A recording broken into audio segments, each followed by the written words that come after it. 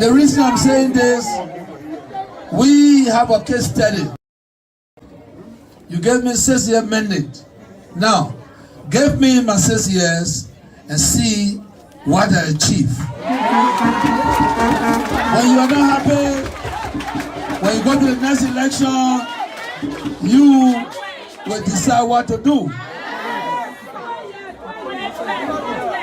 The reason I'm saying this, we have a case study in this country. We know what happened. We wanted the president to go, but we did not know that you're going to affect us. The next thing, we were in refugee camps. Our path to refugee camps is over. We are moving toward prosperity. Let us bear in mind that those little incidences must not take Liberians back to where we came from. Government continues. President Taylor was here, he left, Ellen took it. She left it somewhere, we are taking it. That's why we don't blame any government. We don't say previous government. Government continues.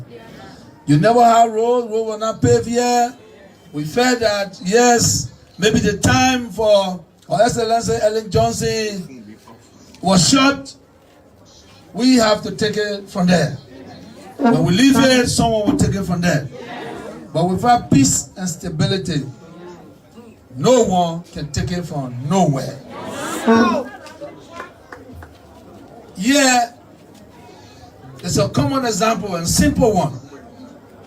You are mandated to host or to organize or local elections. Your elections is not the president prerogative. We don't meld into a constitutional matter. They say community elections. You, the community, have to get together to make sure that the election is free and fair. Because you know, Liberians, they're quick to say, oh, because the president is there, that why that person win. When you will learn to do things on your own. Why are we complaining every day? When you will learn to do something on your own. There's a community election, he said twice, he suspended it for what? For leadership, for power. Why you people, most especially Gibraltarians, why don't you take my example? And all Liberians, why don't you take my example? And you may overlook my behavior, but it can help you in the future. Remember, I launched my revolution in 2005. 2005, I came here as the standard bearer of the Congress for Democratic Change. We went to election, something happened. I led those that believe in me to a peaceful march. Forget it, let us move on. What I did as a leader was to gather our resources like you're doing, Mr. Sheriff, and make sure that all our partisans have small businesses so they can go to the street. After 2005, in 2010, something happened and everyone said Joshua will not be our standard bearer. We went to elections. I was excluded from the elections, but I was there. Imagine something that you put together, and the time came, someone tells you, you will not be over it. You know how you feel. But the best thing to do is to do due diligence. If it's this man time that I'm not here today, then let me support him. And this is how I become vice to Winston Tubman, and then I become the campaign manager. And something is very important in what I'm saying, and take that. Forget about the rest I'm saying. Because sometimes people say I said nonsense. But forget about the N-O-N, take the sense. If no sense inside, add the N-O-N. It becomes nonsense. So you got choice. If you know sense in it, move the N O N. If no sense inside, add all together. And the reason I did that because my effort, the effort that I put, my energy, my vision, I could not allow that vision to die. Because I knew if Winston Tower were going to become president,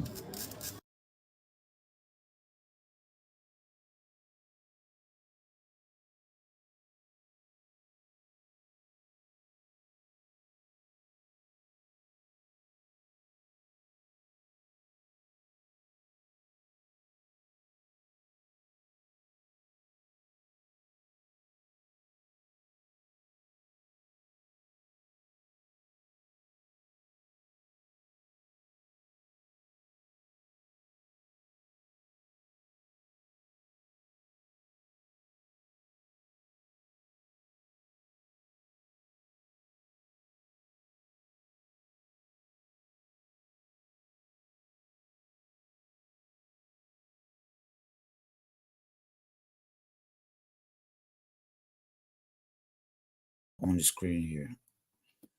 Hello there to you guys. This is Jay Randy here. Thank you guys so much for the opportunity. It's Friday for my end here, and I would like to say hi to everyone. Let me see the comment that coming in so far. I appreciate the video. I see Monju is here. Good evening there, brother Monju. Good evening there, sis Emily. Please share the video, guys. Please share the video. And there are a lot of other people here. Let me see on my phone here. All right, I see folks coming in here. Some people are chiming in, some people are going out. That's fine. Let me say hi to every one of you guys there. Again, this is Jay Randy here, and thank you guys so much for taking your time to come and join me to have the conversation this evening. As you can see, we are changing our style of presentation, not just with the software, but we are very focused on what we think is in the best interest of the Liberian people. And because of that, I'm sad to say that you're not going to have the friends that you once used to have on the platform here, because our country is divided politically. If you're not in the interest of someone, whether they're doing the wrong thing or not, they're not going to be on your platform. So I want to commend you guys who continue to be here. We are here and we are going to be here for a long time. So what I would suggest for myself here is please share the podcast. That's why I wrote over there. So please share the podcast. This is what we're going to do here tonight. So tonight we are going to be looking at the presidential candidates. They are in the process of, or they are already putting message out there for their people to vote for them. So our role here now too is to make sure that they understand. I mean, you understand what they are all about here. All right. So we're going to start with, and I want you to keep your eyes on two things here, right? I want you to keep your eyes on two things here. Watch your eyes on the number, because I want you guys to be data driven, to be able to see how human being behave politically. So we're going to start this video with the president of the Republic of Liberia. There are something the president said that we are going to analyze here today.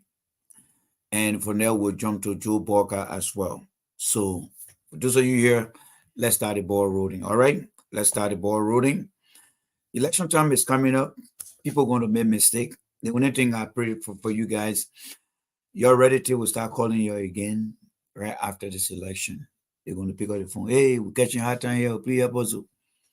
Oh, you're going to see video of cameraman going to a little village, sitting down there with a little camera, putting it before another person, and telling the person, say, hey, my child not feeling well. My child is sick. Those things going to come back. And you know what they're going to come back for? Because this election, people are not paying attention to the issue. They are rather paying attention to their political party. So for us, what we're doing here tonight and what we continue to do here is to just let you know that people are there participating in this election, but in my opinion, it's not going to change anything. It's not going to change anything because those of us who are in the developed world, we see what make the people country develop and continue to improve. But when we see things or we hear things from the other side, we tend to run away from those things, which is a very sad thing to do. All right. So, in the spirit of the discussion, let's get to the president message. There are two messages the president put forward today. We want to analyze that. All right. But before we do, I spoke about political violence today. There are people in the Unity Party that believe that political violence is the way forward. And because of that, they are doing all kinds of things. I want to caution you on the video that took place, I think, 2 or 3 days ago. Political violence. If you read my post, I already talked about that. Political violence is not a way forward. If people belong to the Unity Party believe that political violence, the support for political violence is a way to get Joseph Walker elected, I'm sorry to say that Liberian people, I think, irrespective of the political differences, they are not going to accept political violence. So I want us to go look at the video very critically and let's discuss the video here. All right. So let's look at the video here. Ready? Go. Of the campaign team today by Joe Walker. So these are Joseph Walker supporters. All right. These are Joseph Walker supporters. I thought to bring the video to you guys just to share with you guys. Our society is very, very politically illiterate. All right. We have the organic illiteracy, the original illiteracy, where you and I were born and we're born with no understanding, nothing, but we managed to find ourselves into school. We were taught by our parents, the community, and of course the school, the society. But when you look at today in Liberia, we came across this democracy right after the 2005 election of Ellen Johnson Sirleaf. We don't understand. We haven't gone to school. We don't understand the jargon, the rules of engagement as it relates to election. People are engaging their feelings into mainly emotional feelings into democratic process. You cannot put your emotional feelings into democratic process, and nobody is teaching us these things. So I want us to look at the video here, folks. Let's take a look at the video. And the lines are going to be open, so it's up to you to call after every section. If anything is bothering you, you want to share your thought, please be my guest. Come on and let's have the conversation here. All right, come and join me. Let's have the conversation. All right, let me see here. This will be on by now. Okay. So the phone is on. So let's take a look at the video. And I want you to call me and give me your own observation of this video. All right. So let me just bring myself down here and let's watch the video here. All right. So let's watch the video. When you're ready, give me a call so that way we can discuss the video. All right. So let's watch the video together, folks. Ready? Go. I said that people is violent situation. Let him come.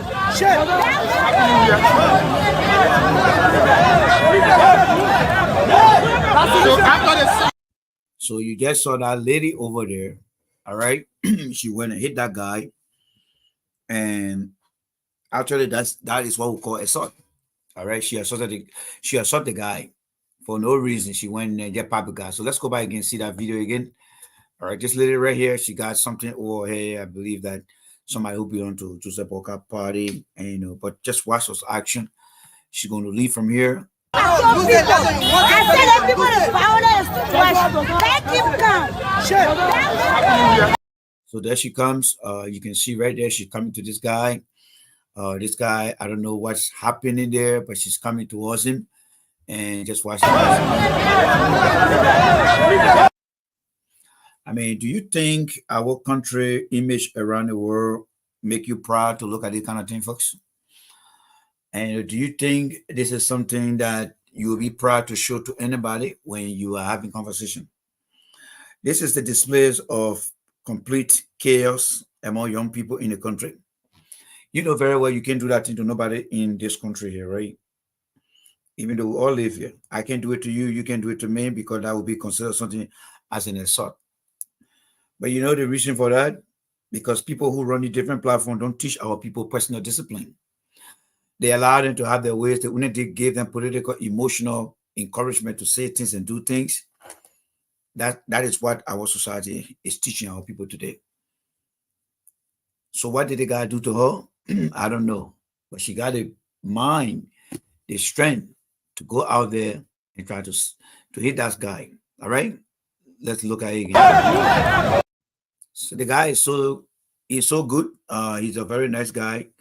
He decided not to react to do anything, but this lady continued to exhibit that kind of behavior. Let's watch the video continuously, folks. So after the service,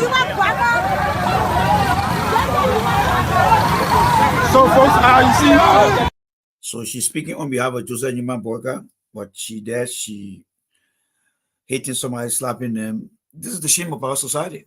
And you know, our generation, you guys may be enjoying politics locally and maybe internationally among yourself. But I mean, to be honest with you, our country is nothing compared to any other African countries. And you know, we are at the bottom of the pyramid. We are the bottom of any competition because our attitude itself, whether it's academic performance, whether it is in the sporting world, whether it is in any competition, I mean, Liberia is nowhere. And the reason for that is not just the government, but it's ourselves. We see things wrong, and because we attach ourselves to other political parties, we don't see anything wrong. And that's why our image out there will continue to be destroyed. And the contributing factor to that is every one of you guys who are not speaking. The root cause is because the system is not really holding people accountable.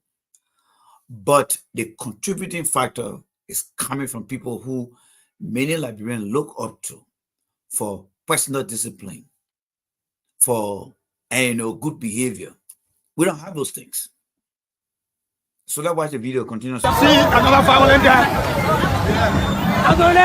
So today, another violence.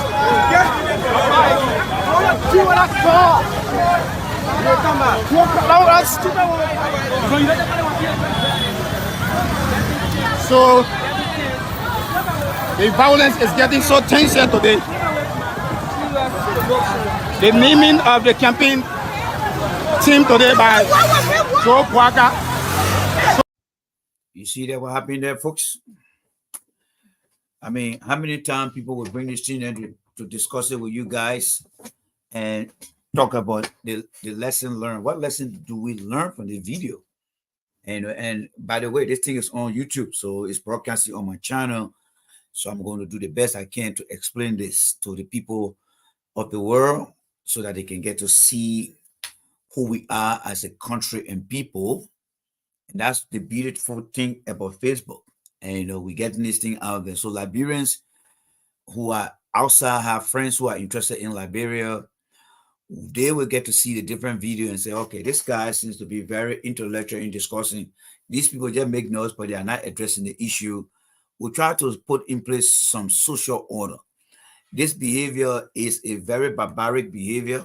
It doesn't represent the people of Liberia. These are just people who belong to some political parties that just decide to go out of their way.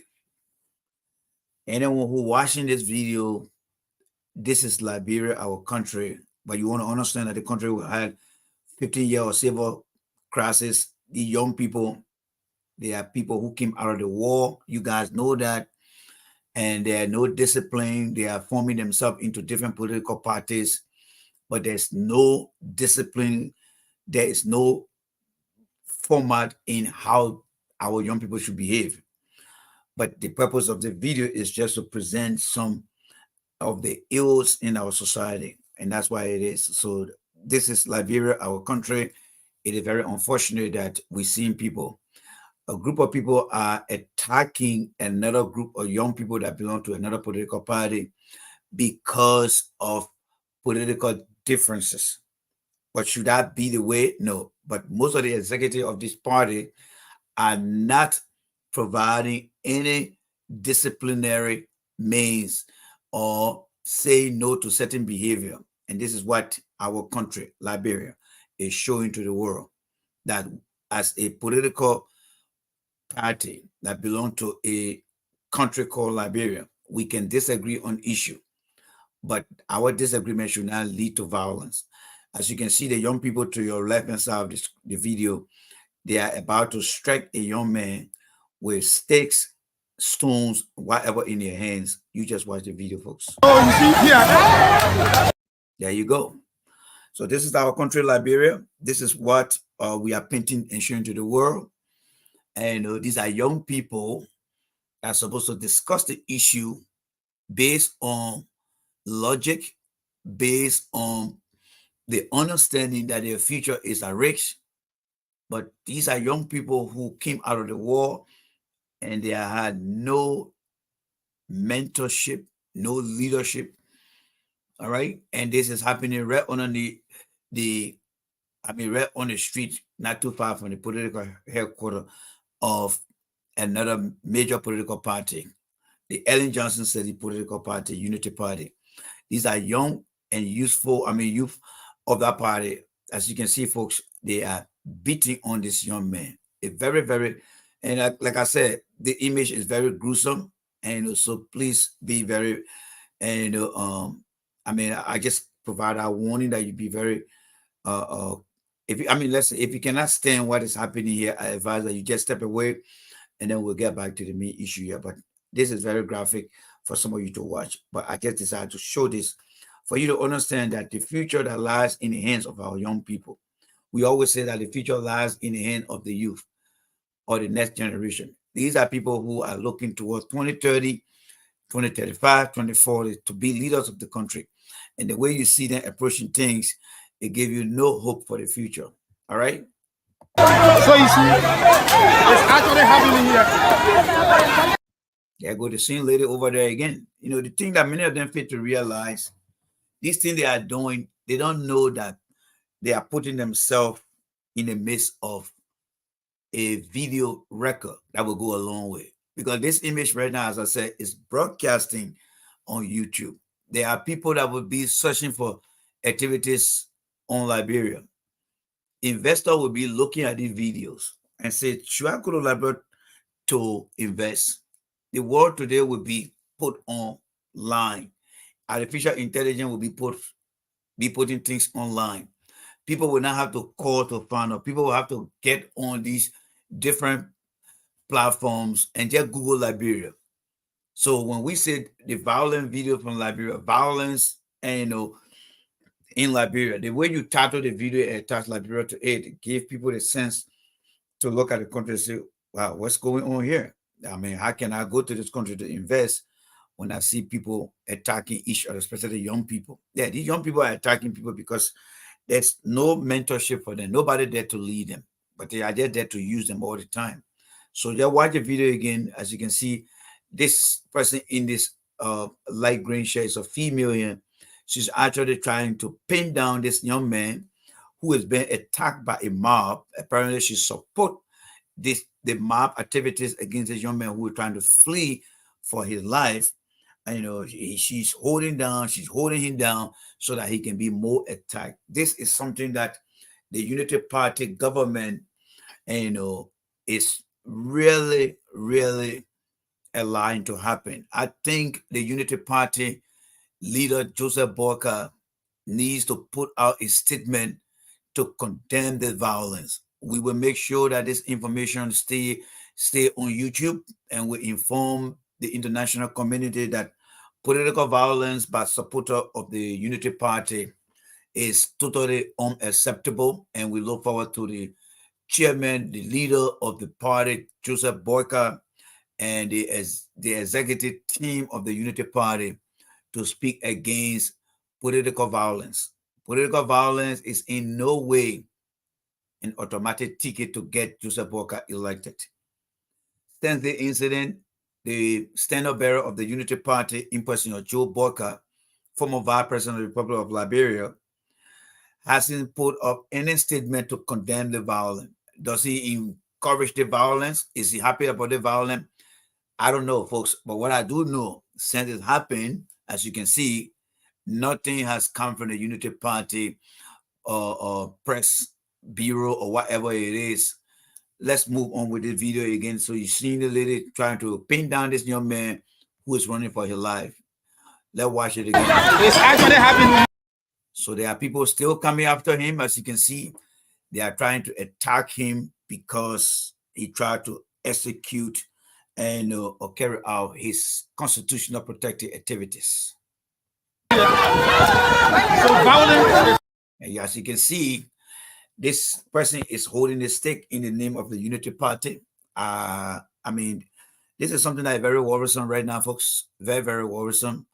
And I don't know what's going to happen to the young man, but he's fleeing for his lives. These people who committed this brutal act, they all need to be arrested. I don't know what happened to the Weah administration. And that's something we'll be coming to too. If Mr. Weah wants to be elected as president, again, he need to put in place disciplinary action. Many of you guys who live in the United States and developed world, you saw what happened on January 6th in the United States almost 3 years ago. Those who were engaged into attacking the capital of the United States, where Congress resides to make laws in this country.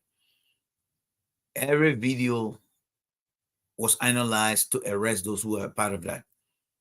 These individuals who are running after this young man, carrying stakes, stones in their hands, need to be arrested and at least face justice for some reason.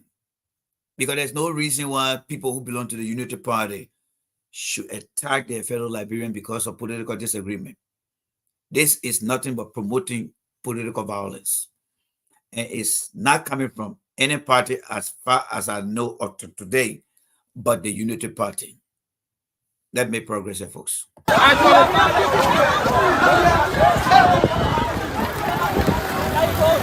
Look at the guy. See the guy with the bagpipe? He has a stone in his hand. He doesn't care about the people who go to cross his path.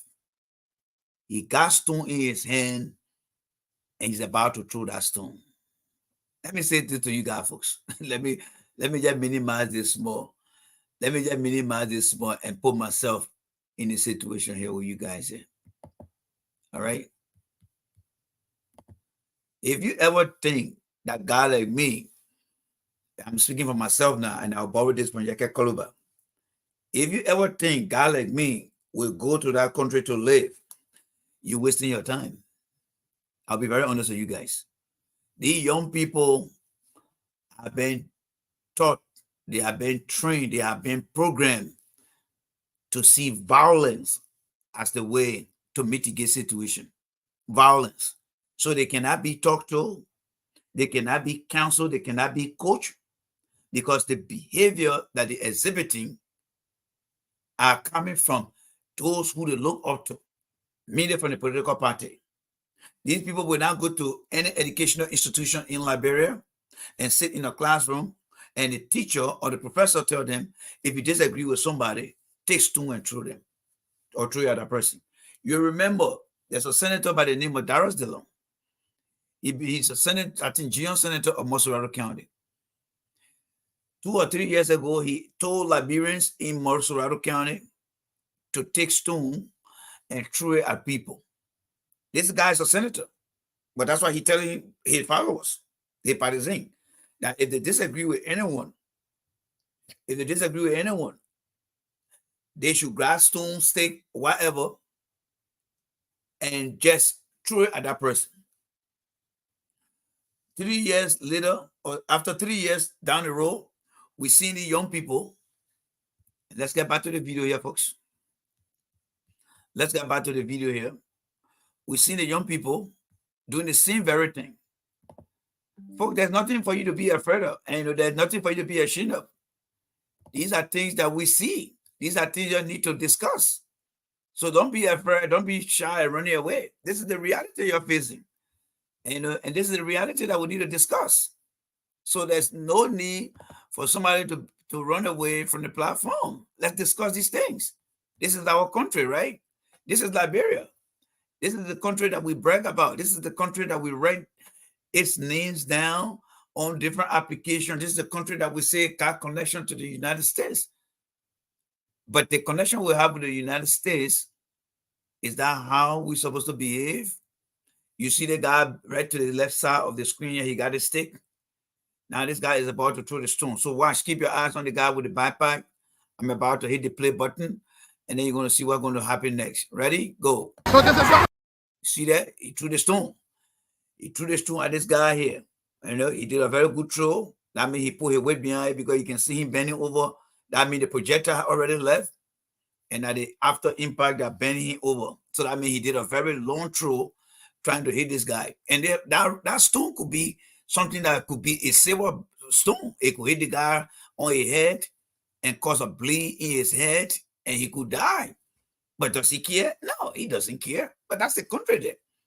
This is the country, folks. Political violence is being promoted by the Unity Party. These are people who say they want to lead the country.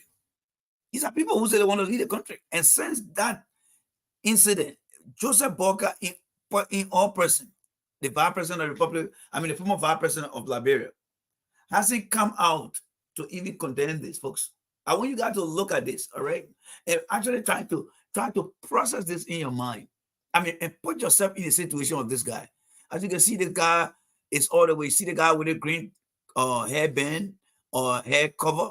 Look straight over his right shoulder. This guy is running away.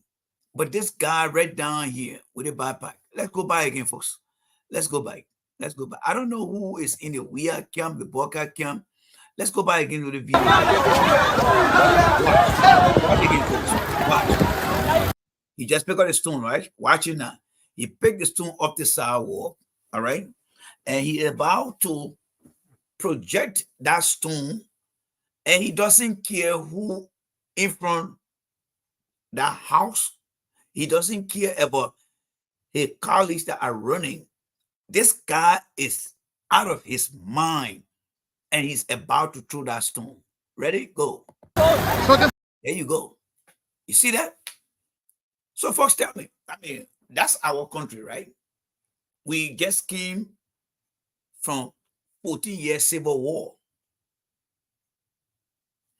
And today in 2023, 18 years after our civil war, is that what we got to show to the world? So folks, if you're watching on YouTube, we are discussing political violence in Liberia, a country on the west coast of Africa. These are young people in Liberia that because of political differences, they are not sitting across the table to have the discussion. They are resulting into violence. Whatever they can pick up from the ground, stick, rocks, anything.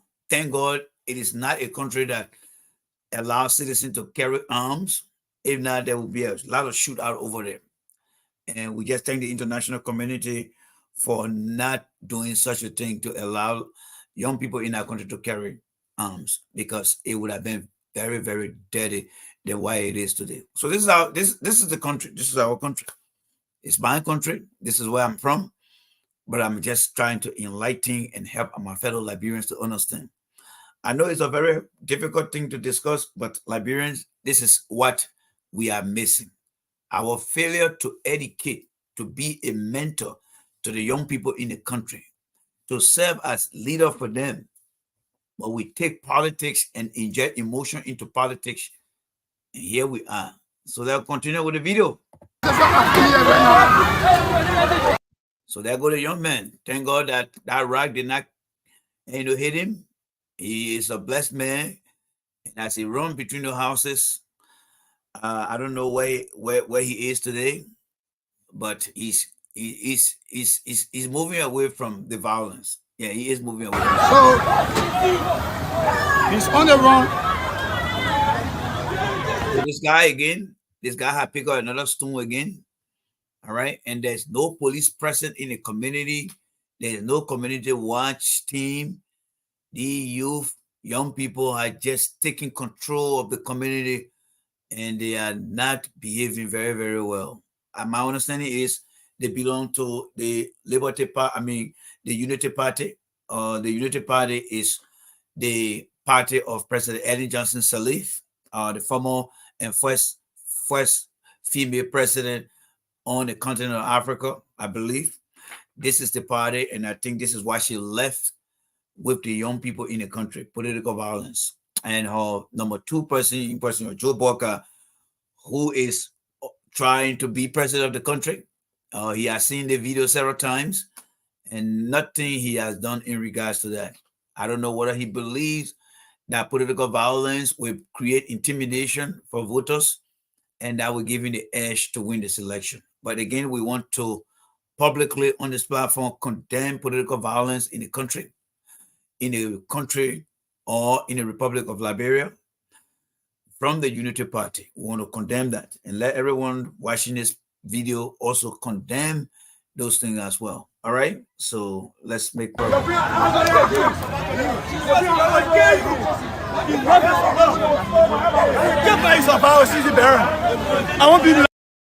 So this guy also got a stone in his hand, and he's defying other people. Kind of remind me of the civil crisis in the country, folks. Yeah, I remember 1989.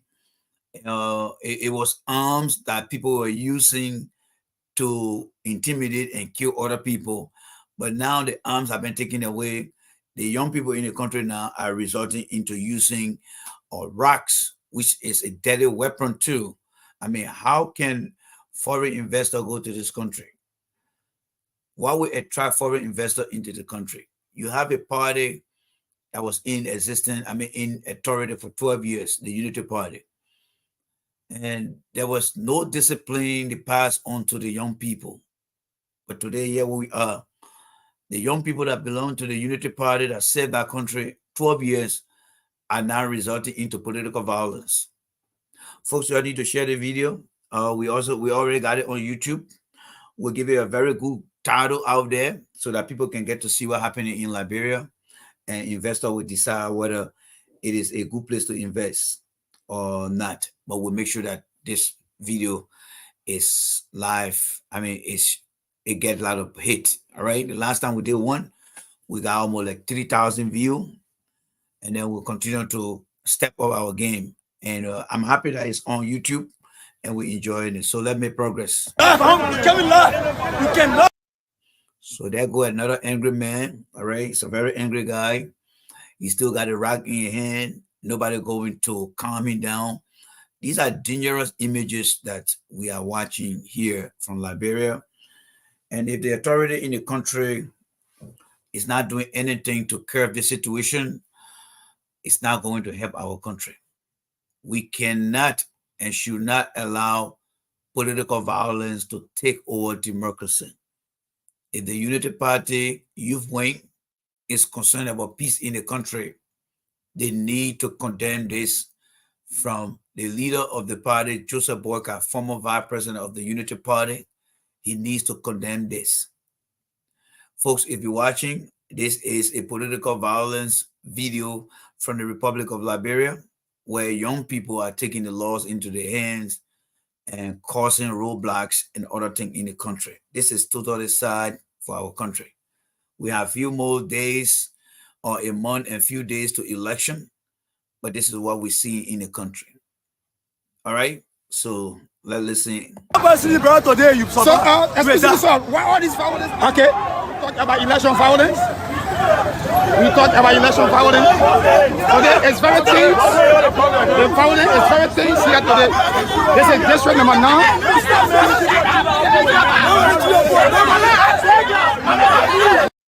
The country is filled with a lot of angry people. Yes, the country is filled with a lot of angry people. All right. The country is filled with a lot of angry people, angry young people from the Unity Party. They instigated this thing here. I'm only reflecting, I'm looking on the video right now, folks. This whole political violence started with the youth wing of the Unity Party, and they were right before their headquarters.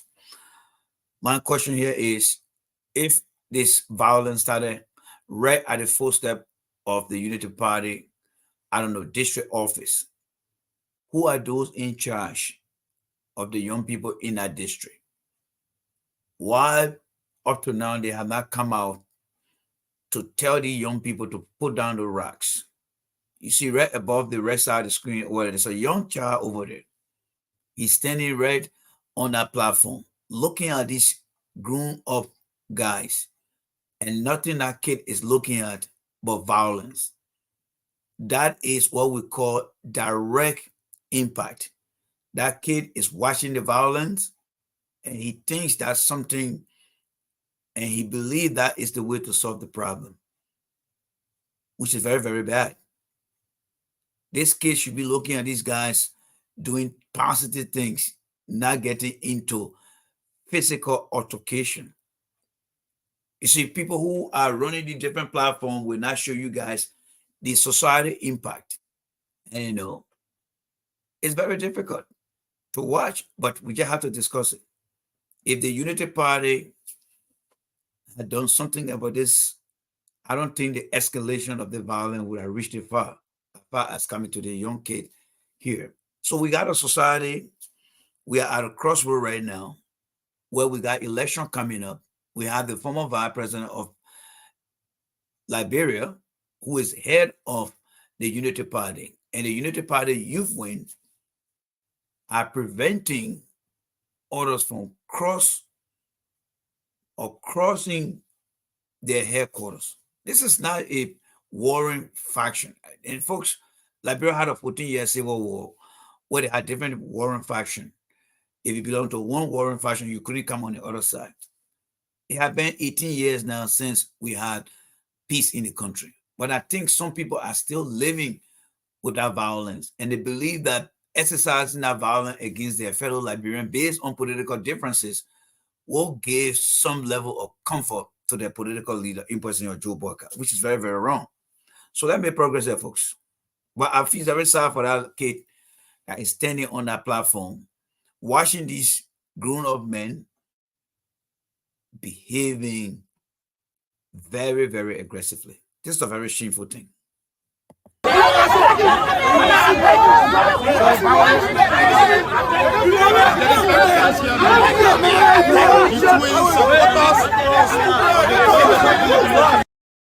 Now the fight had turned into some level of defensive mode now. So this is a guy here wearing a CDC barrel here right now. Now when you look in your left hand by the side there, he's not in a defensive mode right now, but he's in a mode of readiness, because for the fact that the rock in hand is straight down, he is only expressing anger on his face. But as far as the readiness to attack anyone with that rock, he is not in that position. But the scary thing is, these are young people in the country. All right, you see on top here to your top left corner here, this is another kid here that is watching their action here. So what is wrong with our country now, folks? What is wrong with our country? I see a lot of people trying to leave the platform, but this is the reality here, folks. This is the reality. You know very well, you live in America here, right? You're not finding yourself engaging in those things. You're not like to see your children engaging in those things. So why are you running away now from the platform, folks? Look, folks, that is Africa. And we have many Liberians who live in the diaspora, but they are now willing to see that there are people who belong to their political party of choice that are behaving aggressively, but they are not coming to say, you know what, Randy, you're right. We have a problem in our country. I support this party, I support that party. But I think what's happening right now, Randy, we need to at least find a common ground to discipline our young people. No. They are now watching because they are politically connected to some of the party. And the purpose for doing that is because they want a job.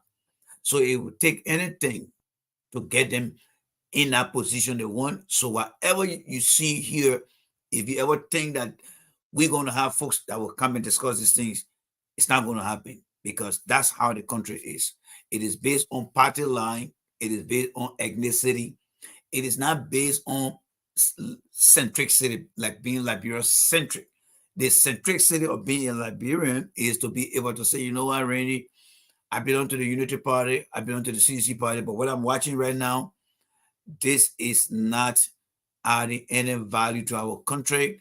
I condemn it as member of the Unity Party, or I condemn it as member of the CDC. All right. And these are things that we want to bring to the platform to discuss that, so that people can get to learn. All right. So it's a shame, guys. We're going to stop the video here because it's not promoting anything better here. But all I can say here is article is is for us to be for us to be very, very honest in analyzing the thing. Don't sit on the different platform and only listen to politics. You have to understand that politics go beyond politics is not bigger than our country. There are a lot of things that are beyond politics. And if it's not discussed on the other platform, we will come here and discuss it here. All right. So, however you feel, that just the platform here. We don't eat crap with shame here.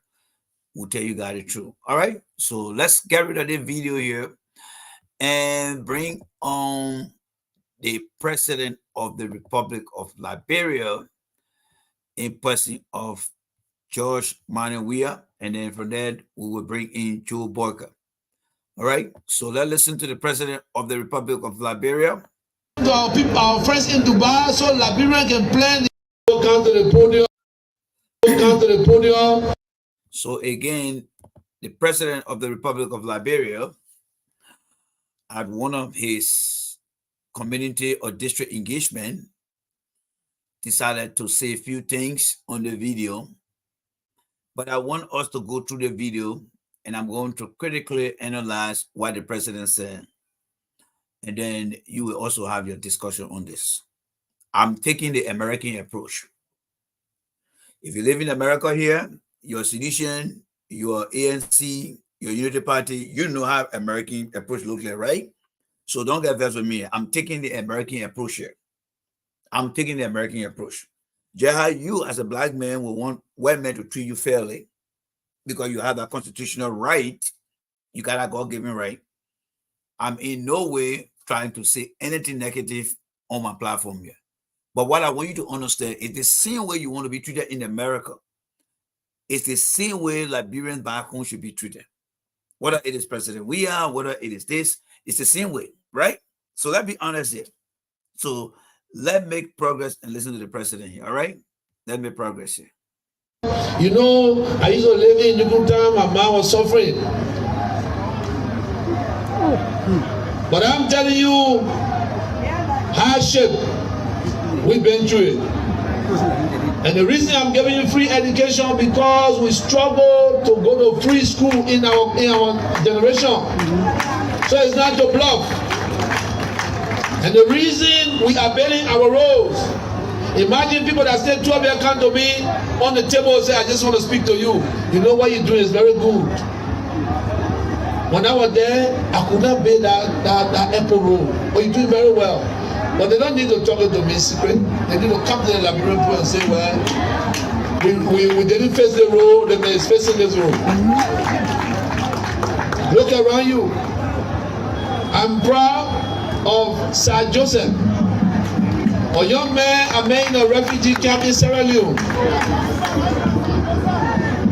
Sir Joseph, I met in Sierra Leone refugee camp and I brought him to town. For Sir Joseph to perform like this, then you have no choice to give him again another term. I mean, folks, as far as my concern go with Sir Joseph, you know, I'm not a fan of Akara's grade. Let me just hold the president there. And let me say something in regards to what the president just said. Like I often say here, when I'm looking at things in Liberia, I take the American approach. Our educated here, like you guys, the only different about some of you guys, their education they acquire here, they went by when they change it. I'm not going to change it. And I'm sure some of you guys who are educated and still here or other part of the world, I'm sure you agree with me to some extent. If you are trained in this country, you agree with me to some extent that people must be able to deliver for people. You see, in the case of Sir Joseph, in my opinion, in my mind, he has the facts, he has the evidence.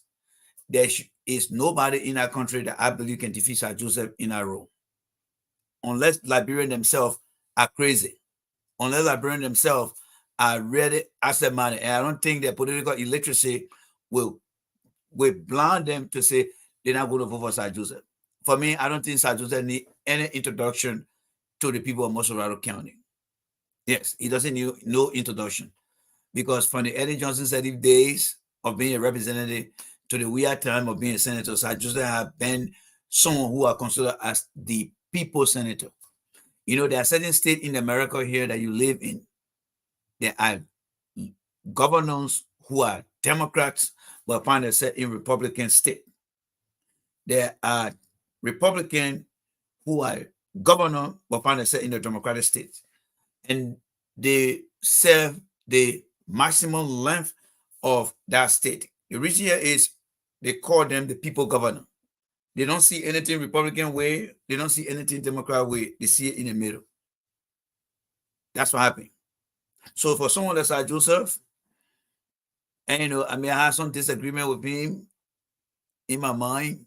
He deserves a second chance. Sir Joseph deserves a second chance. And I don't have no qualms in my mind that say that Sir Joseph will not be. He will definitely be. All right? So, Civilian, you're clap for yourself and then be thankful to the people of Mosorado County that gave you that opportunity. Now, this other guy they call Akaras Gray. This guy, he doesn't deserve a second chance. He does not deserve a second chance because he doesn't feel for the people. Akaras Gray has done nothing for the people of Mosorado County. The only thing Akaras Gray has managed to acquire for himself is Akaras Gray himself. Akaras Gray can show you his before photo where he was looking like someone, and he can now show you today his today photo, right? But is he able to show you the before photo of the district that he represents and show you the today photo of the district that he has served for 6 years or how many years? Think about that question, there, citizen. Think about that question. Think about that question. 6 years, the man draw free paycheck. But what can he show for the community? You be honest here. Let's be honest here, folks. I was behind the day they called Rosalind Swakogo Denny the last time, and I really rip her apart. Up to now, she's still embarrassing me pictures. I don't give a damn about the pictures. I just want to see what improvement in the life of the people. You see, Akaras Gray has managed to change his lifestyle, his level condition. He has achieved all those things personally for himself. But what about the community? What about the people who live in the community? Akaras Gray has changed his life. But what about people that are in the community, folks? Do you now see what I'm talking about? What about people in the community? He and the people used to be together the same way, right?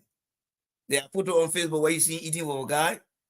But when he got out there, what did he do for himself? He totally changed his living condition, changed his lifestyle, and he doing all sorts of things to himself. So I just challenge you, Akaras Gray. I see your before picture, Akaras Gray. Good. But I now see your current day picture. Good. Thank you. Can you now show us the before picture of the community, Akaras Gray? All right. Can you now show the before picture, Mr. Gray? I would love to see that. Hold on here, guys. Let me see what's going on here. Can you now show that to Akaras Gray? I would love to see that. I would love to see that, Akaras Gray. Can you now show that to us? Hold on there, folks. Let me see something here.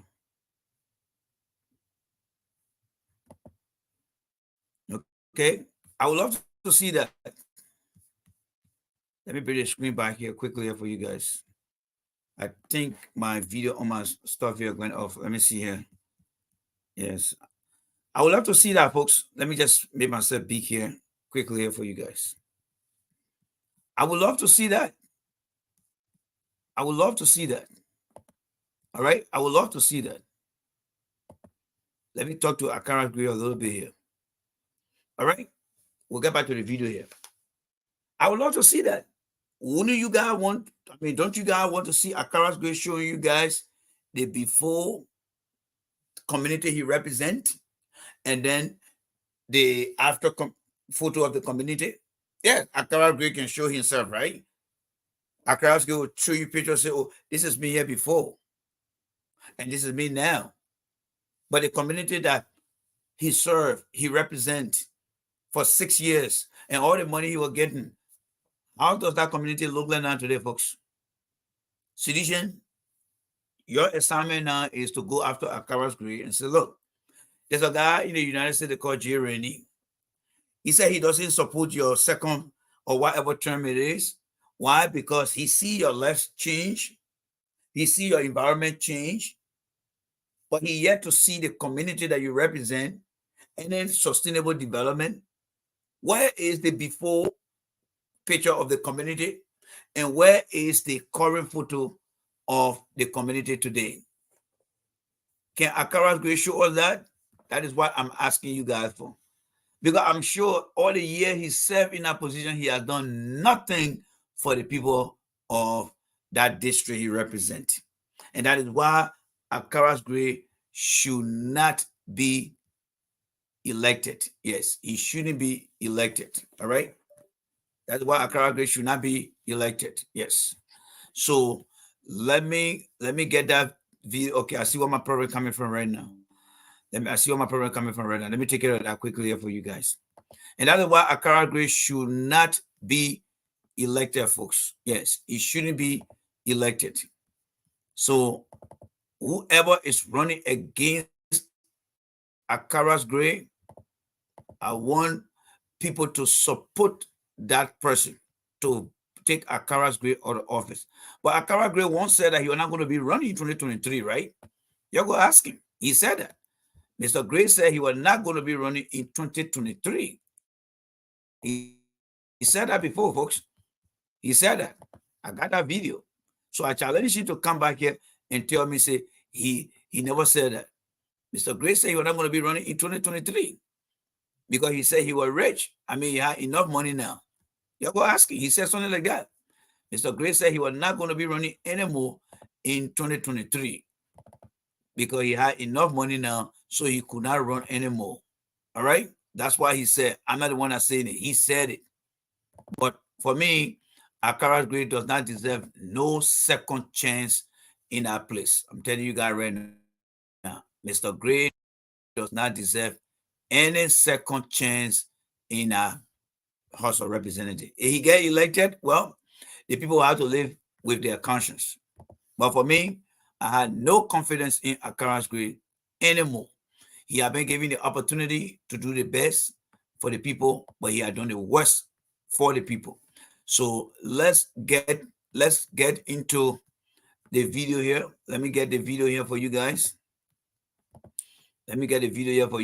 So we can get back to President Weah and begin to analyze what the president says. So let me get the video for you guys back here. Let me get it out for you guys. All right. Okay. Well, folks, and one thing I would like to say to some of my viewers here, all right, let me bring the president in here quickly here. One thing I would like to say to some of you guys here, the president video is coming up. I'm no different. One thing I would like to say to some of you guys here, all right, to my fellow Liberians and my friends of CDC, let me just bring the screen down small so you can see my face here. Let me tell you what I want to tell you here. All right. So let me see it here.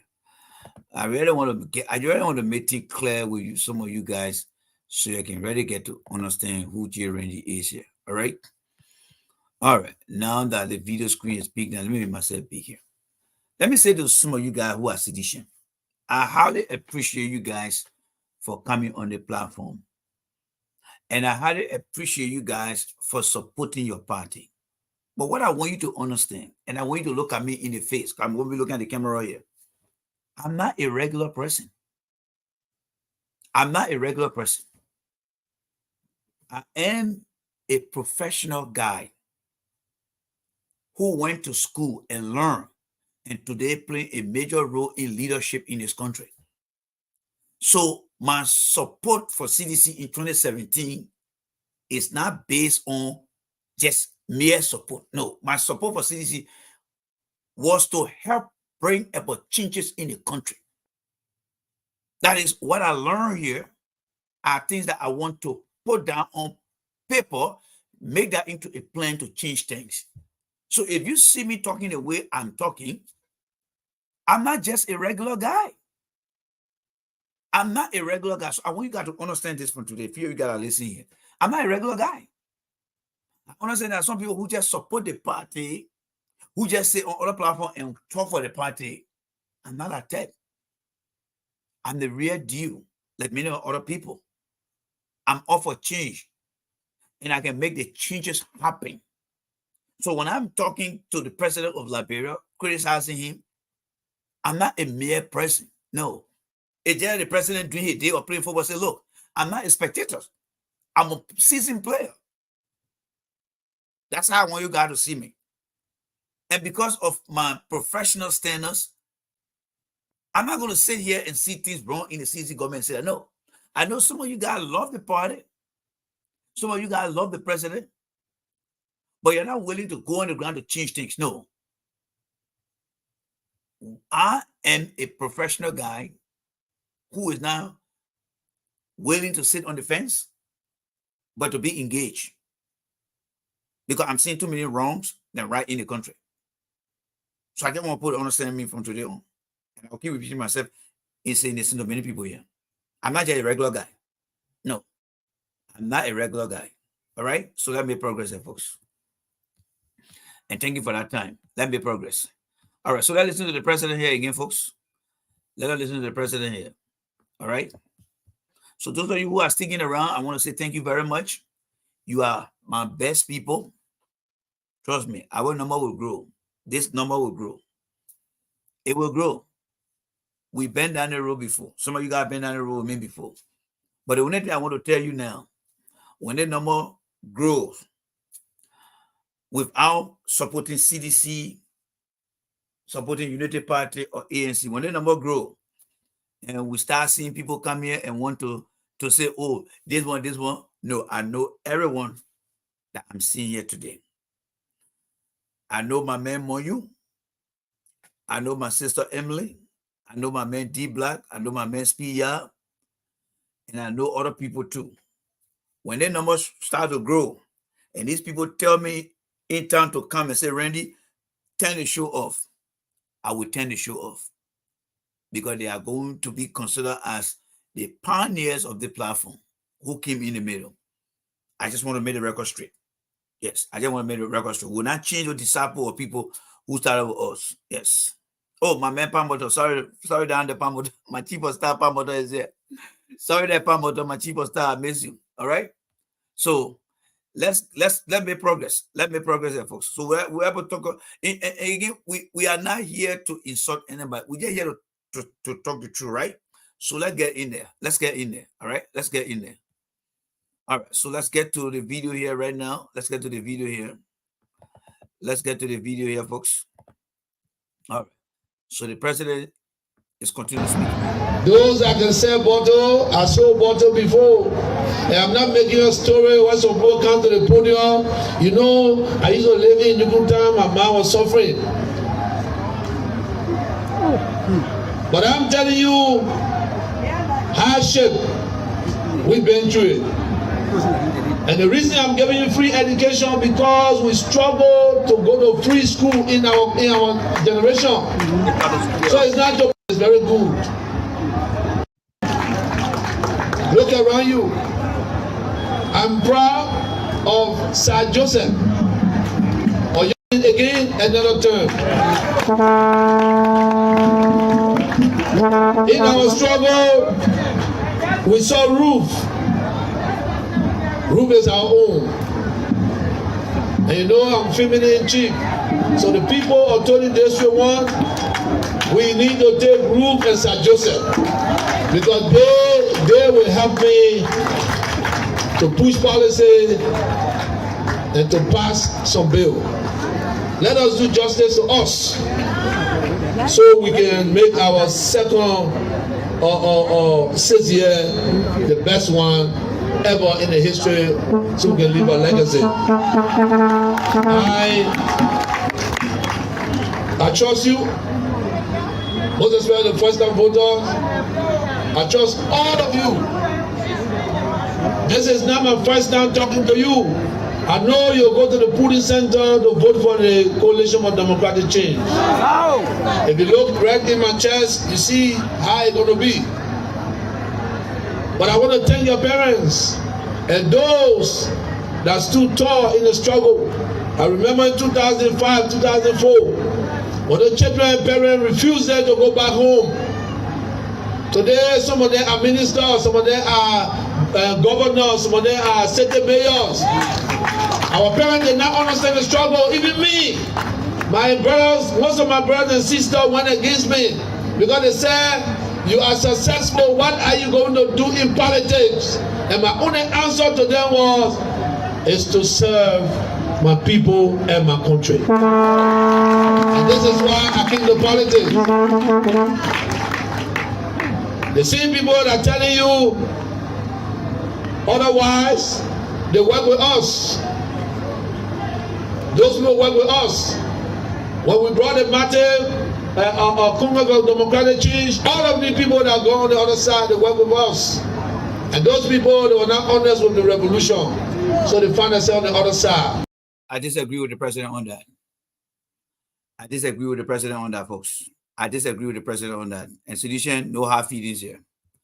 I disagree with George Weah when he said those people are not honest people. I disagree with the president. And yes, why? Eugene Nambwe, all right? Eugene Nambwe left CDC, all right? Eugene Nambwe left CDC and sat with Ellen for almost 7 years. Was he a dishonest person? Sedition, let's be honest now. We're looking at it from through the American people's eyes now. We're in America here now. We're looking at it through the American people's eyes of fairness, right? Eugene Nambwe left George Weah and served as information minister for Ellen and insulted sedition so many times. So when the president get ready and start telling you, people who left the party that are dishonest, no, I think the president is not honest in the other statement here. Maybe he totally forgot. Maybe he got brain frozen. What about Bill Tuawe? Bill Tuawe got elected the same second round of Ellen Johnson Sirleaf. What happened to Bill Tuawe?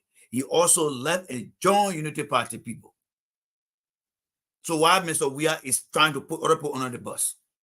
I think the root cause of people leaving is the lack of Mr. Weah's commitment to tell people the right thing. So, Mr. President, I disagree with you on that.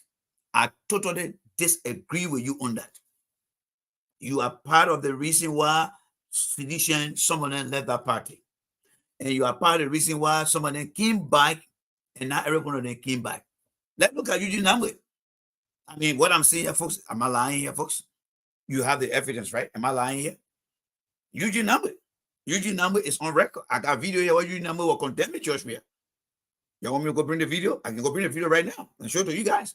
So when the president come up and say, "Oh, people were disabled," no, that other campaign, that Mr. President, that one, you're wrong on that one. You are absolutely wrong on that one. Stay on message.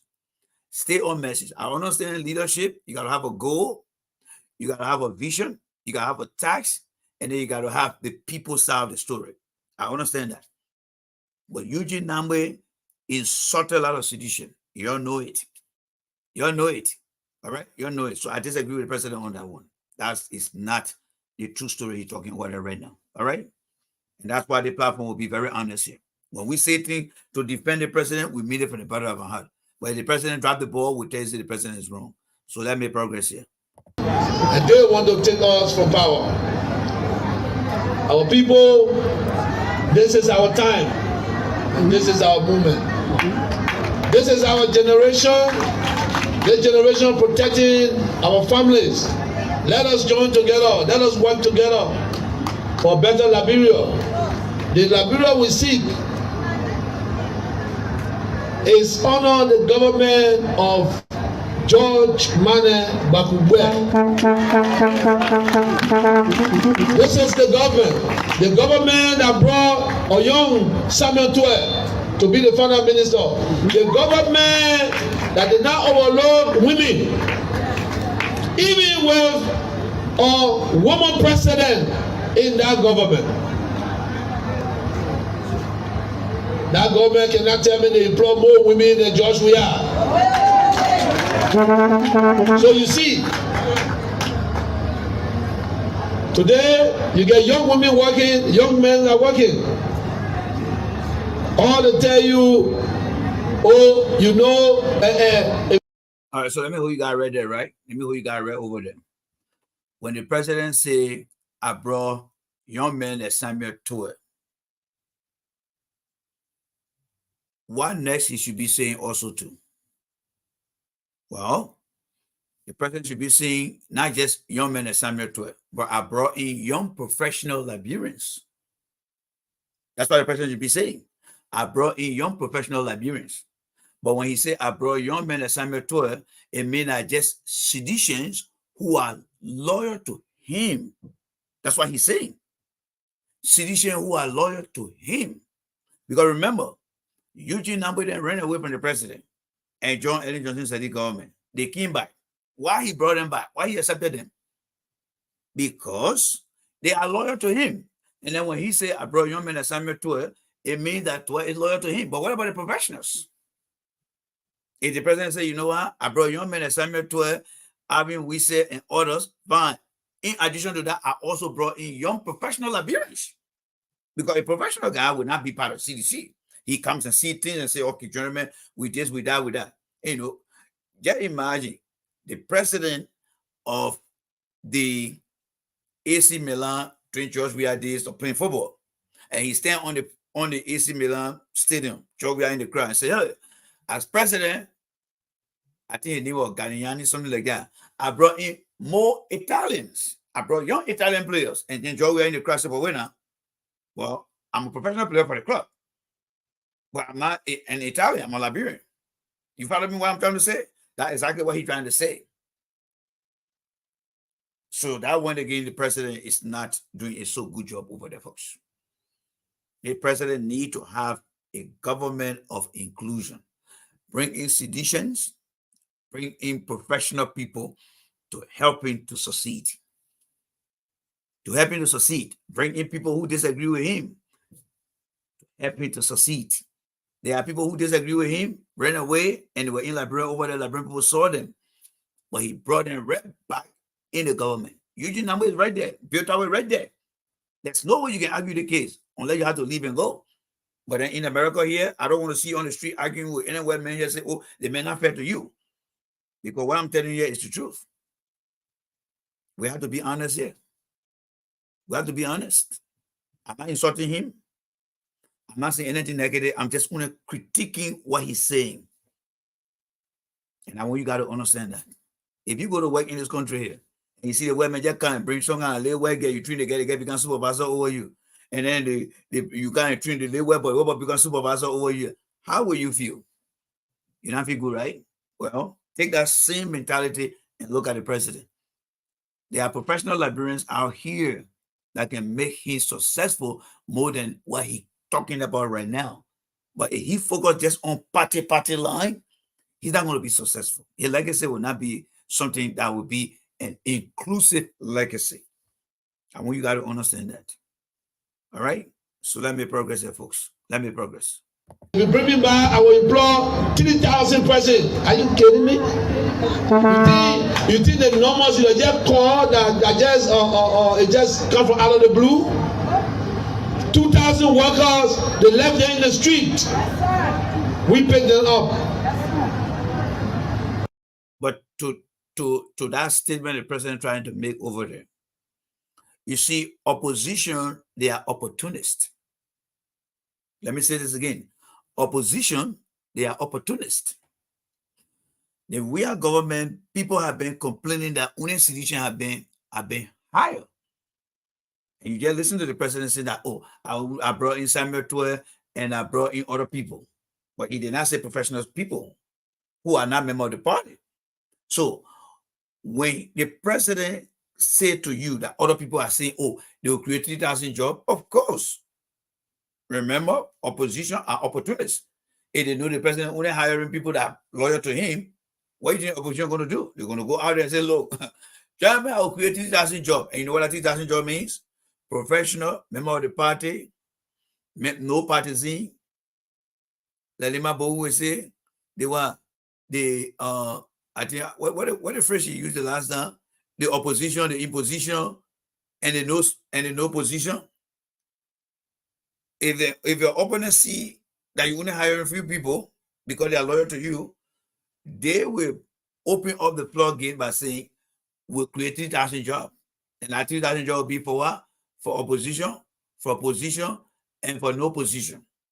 So that's the president's weakness over there. You need to work on that. And if I were the opposition, I will use that too. I will use that. If I were opposition, you'll use that too against the president. You'll use it against him. That look, you only hire people who you brought that feel loyal to you. We have the right to say, you know what? We can open job for Carter Randy, we can open job for Carter Aseba Tupa, we can open job for anybody. Because we are not going to be party driven. So yeah, the 3,000 job that the job want to defend to open up. Right? Am I being biased here? I mean, that the president brought in huge number who disagree with him and served Ellen for 7 years. Bill Travel, who left the party and served with Ellen for other years, he brought it in, right? He brought it in. When the president took office and started bringing in opposition, people asking, he said they were government or inclusion, right? So why make you think that the opposition cannot come out and say we'll create 3,000 jobs? Well, their defense would be, look, you only hire limited people who are loyal to you. I only want to hire people who are all over the place. So you're thinking about that, folks. You're thinking about that. We're not here to insult the president. We are only here to look at the president's logic that he's making today on our platform. There are times that the president's message will be on point, and we'll clap for him here. He's making some point here. But the point that he's not making here, when he say, oh, I only brought in 12 and other people there, but what about the professional Liberians? Let me tell you guys one story.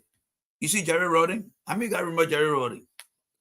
When Jerry Rawlings became president through the electoral process, I think the NDP, something like that party. You know what Jerry Rawlings did? Jerry Rawlings got professional recruiters. He sent them to America, to Europe, on the continent of Africa. Go do Jerry Rawlings bibliographic leadership. Go and dig for it. People came to America. They have open section where they met different Ghanaians that apply for different positions. They had interview. They took them from Europe, Africa, the Americas, as far as the Middle East, and in Asia. Rawlings brought all the names and said, I want to build myself a country. I don't know you guys, you're not part of my party, but you guys are professional people out there. And how come Rawlings started changing the wheel? So when Mr. We are telling you that I gave people jobs, no, those are only people that are loyal to him. I differ with him on that one, President. Mr. President, with all due respect, sir, I differ with you on that one. You didn't do a great job in hiring professional Liberians. You only hire people who are loyal to you. So, citizen, please swallow the bitter pill. A webman or only hire webman in the country, you will not be here today. You will not be here today. Citizen, a webman or hire only webman in the country, you will not be here today. You will not be here today. You know that. You know that. If the webman or only hire webman in the country, you will not be here today. Can somebody give me a amen? Let somebody give me a amen. If the webman or hiring webman in the country today, you and myself will not be here today. So if we are trying to say, oh, I want to bring into it and other people, what about the professional Liberians? Let's listen to the president and more, folks. Today, we got doctors that will send for training. When I came, medical doctors were making less than driver. So driver making $1,000, medical worker making $700. I raised their salary to $2,000.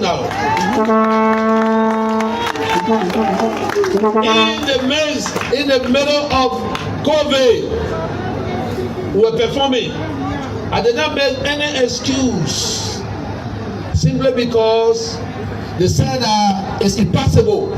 So when the tough time came, I stood tall. I went to my friends and said, look, I worked for you before. Now today I'm the president of my country. You know me. We are having problems. COVID gave every country problems. In the midst of it, I asked for hospital. You were there the other day on TV. Everybody said, oh, you go to Dubai. You go to Dubai, you go play football against Jesse. But you see, a symbolic reference.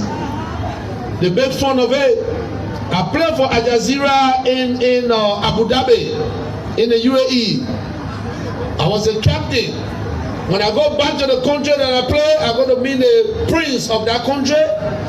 He take out the symbolic jersey and say, well, we were a small club, but since you came to us, you make us the biggest club in the UAE. And he gave me that jersey. He gave me the jersey symbolically. And guess what? Because he didn't know what we discussed on the table. All you think that jersey where I went for. And you are making mockery. But today you can see the Bapolu Hospital is sitting there.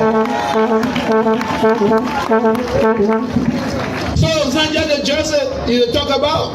The jersey brought Bapolu Hospital. Yes. So these people, they got nothing to say. They got nothing to tell you. Because anything they will say to you, it will be in your interest, in our interest. Because all they will say to you, okay, you pay road, don't put in there again. You pay hospital, don't put in there.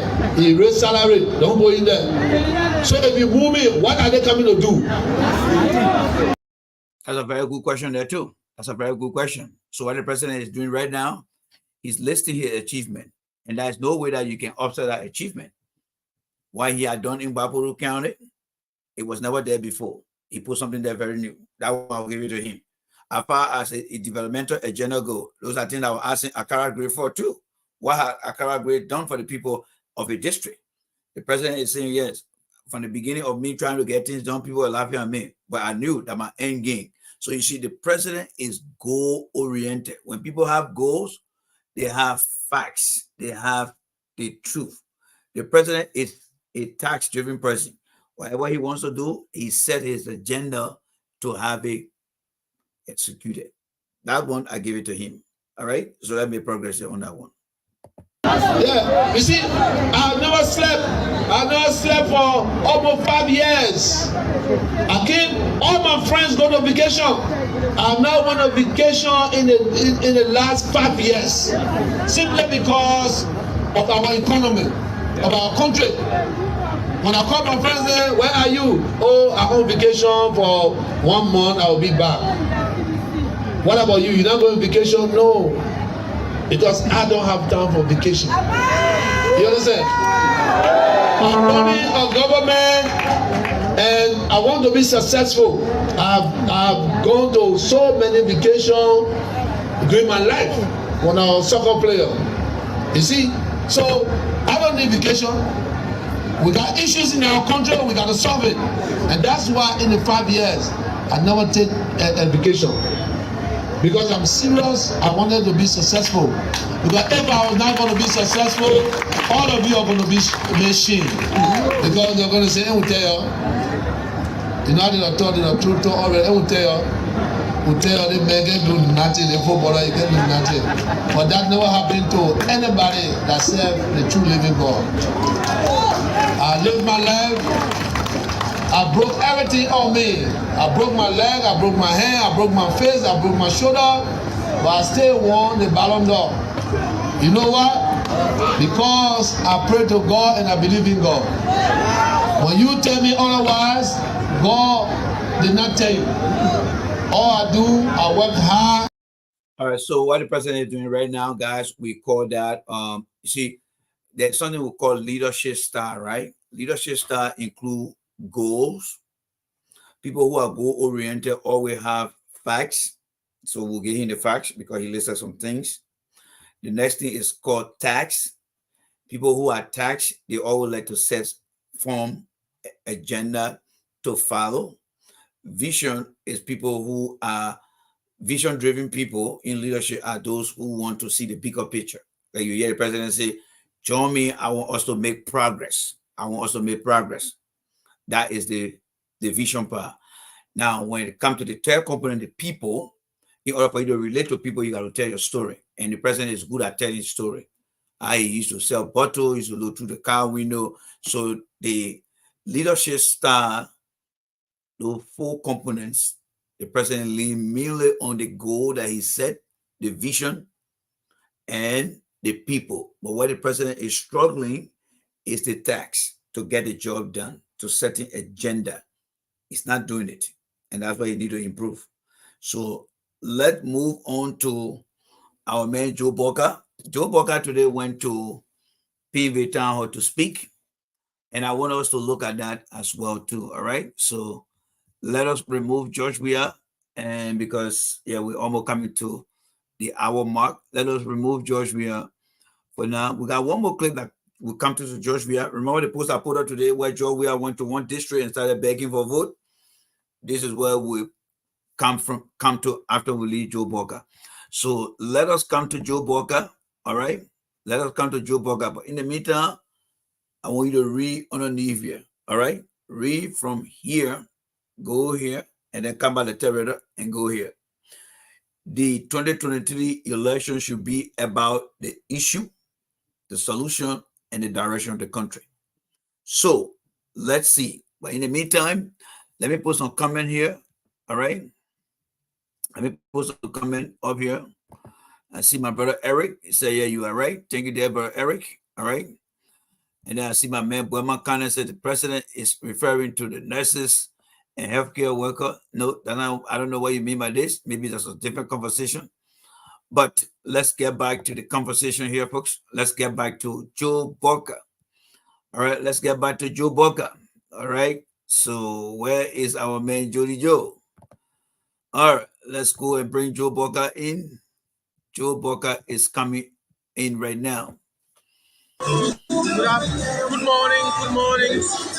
Joe Boca, every time he come on, they always playing all the kind of Kinju music. And I know where all the Kinju music they can be coming from. Every time Joe Boca come on, that Kinju music they can be playing. I don't know. Yeah, the old school billionaire, they probably need to give it us money, old school billionaire. Every time the old man come on, so Kinju music, they will just be playing Kinju music. All right, so let's get to the main issue here right now. Yeah, I think the guy was introducing. Yeah, I think Joe is coming on now. Yes. Yeah, I think he already started speaking now. All right, so let's see here. All right, so Joe Boca is about to speak. I don't want to hear that Kinju music right now. We are aware and we say we are a angle. DJ was blessed. He said, this is why. Are you ready? You go to bed. I don't want to hear no more He can assure you. All right, we're coming to that now, guys. All right, so Joe Boca is coming to speak now, folks.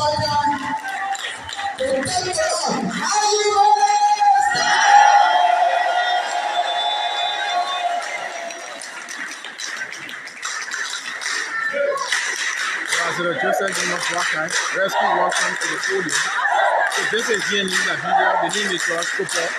Share our video if you can.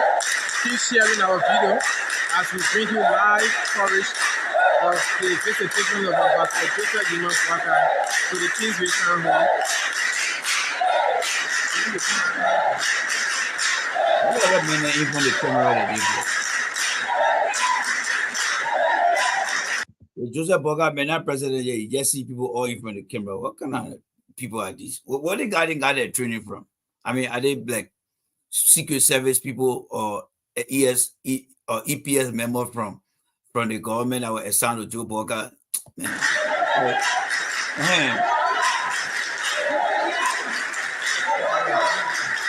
But what I don't understand about the puppet dress code, I mean, he in the house. Why is he wearing hat in the house? Take out the hat and speak to the people. Yeah. Joe Boga is too old school right now. Let me tell you right now. He doesn't fit into the reality. Like I often say, Joe Boga is an obsolete politician who does not fit into contemporary modern politics today. I mean, everything of me, look the kind of clothes he wearing, look kind of way back suit them. Anyway, like, bro, like, the country itself is living in the past. Then what more about the politician themselves? My bad. Let me progress. Let me progress. Thank you. Thank you so much. Thank you. I don't think I've ever seen a large gathering of young people like this. And I'm saying one. Now, I want you guys to listen, right? Joe Boga, as you listen to Joe Boga, I want you to first put to the back of your mind. Joe Boga often brag about 45-year experience. I mean, it is a record. Joe Boga has written record that show that he been in power for 45 years. I mean, in public service. He provided a lot of public services for 45 years. He served as vice president for 12 years. So whenever Joe Boga take to the podium, Joe Boga should be talking about his success in every position. And I think Joe will mention that. So whenever I listen to Joe Boga, I'm not going to be listening. My expectation is to listen to Joe Boga performance record that gave him success. I don't want Joe Boga to come tell me a story that doesn't really connect with his past. And this is where Joe Boga missing things here. So whatever Joe Boga is discussing today as he see the WIA administration, Joe Boga should be supporting that with his record. So let me progress, folks. How you managed to get here together? Please have your seats. Thank you.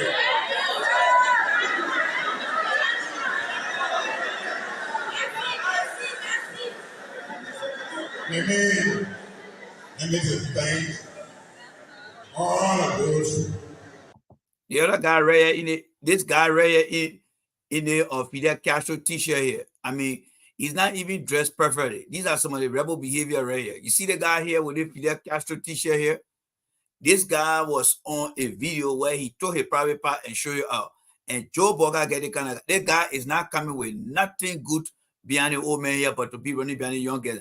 This kind of guy here, to be honest with you guys, this guy, I cannot bring any female in the guy company here. This guy right here, all right? This man did some nasty thing, and Joe Boga get it. No, I don't hate Joe Boga, all right, as a human being, but the behavior that Joe Boga got, this guy, the particular guy right here, this guy is on video showing a private part, and people are telling me, oh, because Joe Weah, so Joe Weah was modeling for a cologne many years ago, and today we are here. Does that mean that because Joe Weah did it, people who want to be in power should do it? I mean, continue to do it? No. This guy here, he got problem. All right, this guy should not be close to Joe Boga. You can see from the way he dressed. All the other guys around the puppy, they are dressing uniquely. But this guy, these are the people that you say you want to give power to. For some of us here, my fellow Liberians, we'll just tell you what's going to happen. Because for me, I'm not going to lie to some of you guys. To go in our country there to live, it's going to be very hard for some of us. But this kind of guy like this, do you think the man going to bring any value over there? You might be wasting your time. Let's listen to Joe Boga. But I just want to make sure that this guy here, he took out his private part and showed it to somebody, and the person recorded him. Joe Boga is yet to tell the truth, or this man himself is yet to come and say, you know what, I'm wrong. Look, folks, you who belong to the Unity Party, right? And you're in America here. Yes. I mean, right now, are you able to do what the guy did last time? No, you can do that, right? Yes. But then why would you just want to just take side and keep quiet about the guy's behavior? I mean, I was just on the CDC people back a few minutes ago, right? But here's the guy here. And now one person in the ANC, I mean, in the Unity Party, condemned the guy action. That country is fucked up. Yes, you guys are fucked up. All right? Now you guys are watching me now. I wish you were where I wish you were going to be here. I think it's a special blessing. Both you and myself. Sometimes when you're growing up, you don't even remember that you came just from listening to prayer. coming up, doing the same thing that people have done. And that's how life is about. You want to see young people enjoying themselves, dancing and doing everything. But at the end of the day, it goes beyond that. They have to come up, they have to become parents, but they have a process to go through. And I'm one of those who believe that young people should be given a chance to have that experience and the transition from under an environment or in an environment that will help them, that while they do all of this, they are being prepared for the future. That's the problem that we don't have.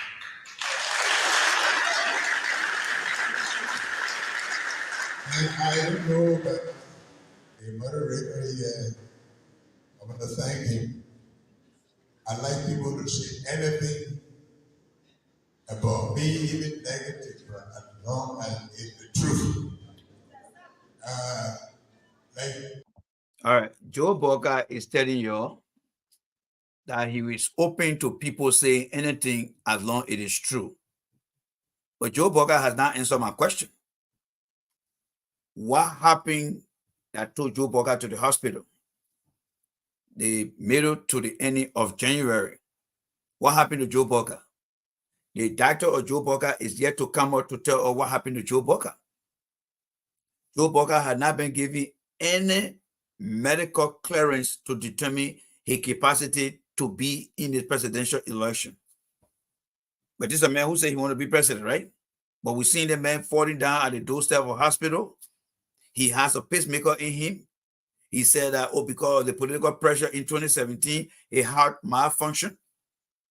And then there's a man who come here and tell you, say he want to hear the truth. This old man is lying. I'm sorry, guys, to be very truthful with the old man here, because he's supposed to be truthful to him. Joe Boga is lying.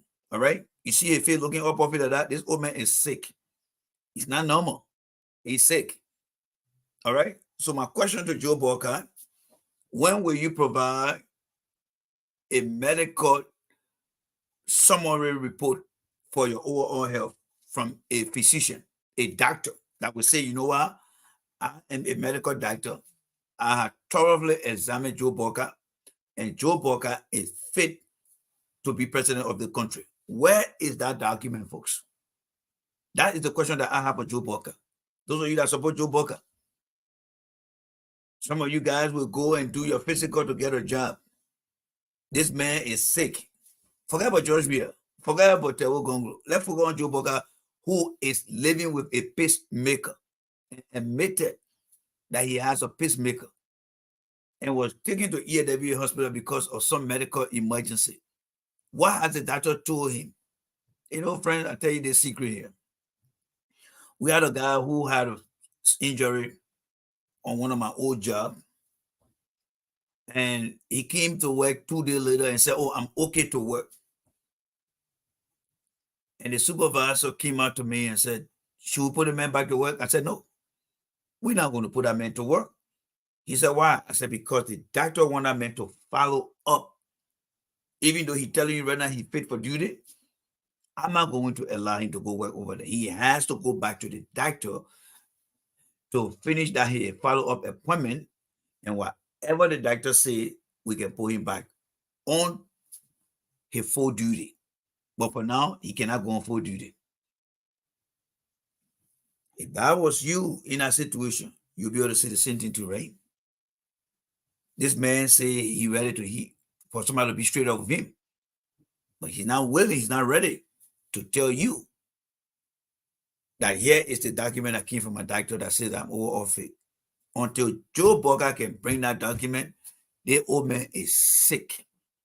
He is sick. Joe Boga is a sick man. He's sick. Nothing should convince you. He's sick. You see, if it's that way, the voice is very, very bad. I'm hearing that people keep giving the old man a lot of injection, a lot of steroid injection. It's not going to cut it for you, Joe. Not going to cut it for you. Just a matter of time. You people here, maybe some of you. My mother was handicapped.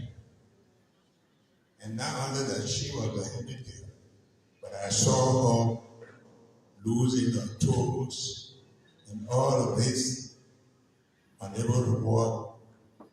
Of course, without a father, not that we didn't have one. You know, some man at a certain point in time, they see a situation and they run away from it. And so we were five boys. Now you hear the name Newman.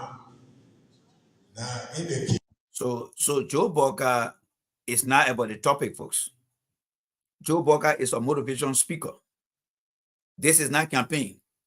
Joe Boca is serving as a motivational speaker. He's go out there and motivating people. You see what the guys are bringing towards the Liberian people? The other man behind there with a t-shirt, that man, I know who you're looking at over there. That man who took out his pants the last time and started to show his private part. I don't know why he's doing behind that old man over there. But let's focus on the old man here. This occasion, you will imagine that Joe Boca will be telling people about his plan because they just came out with a Team Boca, right? But Joe Boca is telling you how his man lose a toe. Joe Boca got that story here so many times. Joe Boca had told that story. He told that story in 2017. Yes, he told that same story in 2017 about how his man lost a toe, his man did this. That's not what we want to hear here. We want to hear what Joe Boca is going to do based on his past record. That's what we want to hear here. That's exactly what I'm looking to hear from Joe Boca here. Not Joe Boca telling you about his mother too or his father too. No, that's not what we want. But the man got no topic right now. He's not on focus. He's not on any topic. Let's listen to Joe here again. You see tradition. The women name their children. So you hear the first son is Sai. The second is Tamba. The third is Bayea, the fourth by Pala, and the fifth is Newman. So all the people, you hear the names, they are all named by their mothers. I think it's a very smart idea because sometimes a man has 5 wives, but the woman knows this is my side, this is my Tamba. So if they have 5 sons, fine, but this is mine. And so the name Newman means the fifth son. For the girls, they say Sia. Kumba. You see how boring the woman is? Sia Kumba. You see how boring the woman is? That is the trick they're going to be using now. These guys will not put the woman out there to go and campaign. They will rather find a shelter place where they will bring people to sit down and he will talk for some time. That is the Unity Party campaign. Because this old man has been advised by medical doctor not to do any heavy exercise that will offset the current condition he in. So you listen to Joe Boca telling you about how many people his man named, how many people his father named. This election is about a message. When you look down here, folks, look down here. What issue is Joe Boca talking about that young people need to understand? And what solution is Joe Boca presenting here? Do you really think Joe Boca should be the reason why Joe Weah should not win any election? Let's be honest with you here. This man said he been in office or in public service for over 45 years.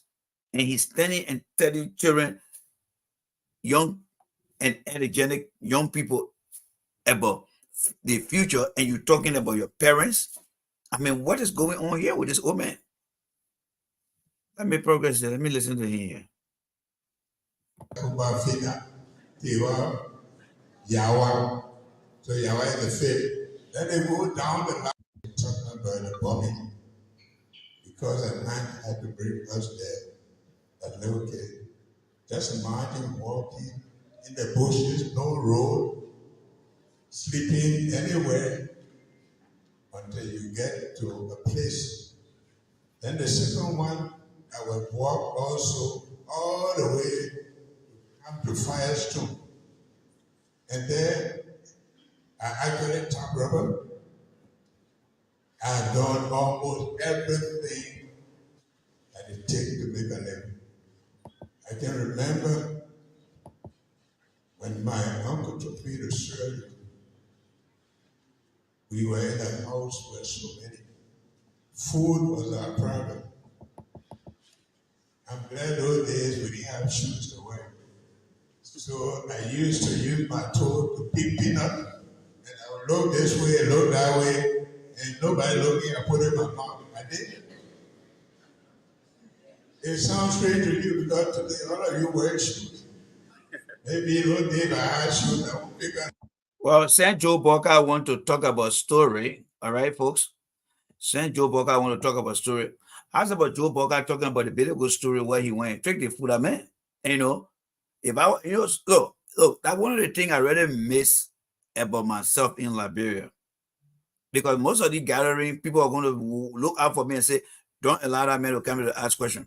Because Joe Boca initially said that he wanted to tell you the truth. So I would like for those of you that are listening today that got young people back there who are part of the journalism and community, whenever Joe Boca gets somewhere, make sure you ask and say, you told Costa in 2016 that you tricked a Fuda man by sending a safe go to him.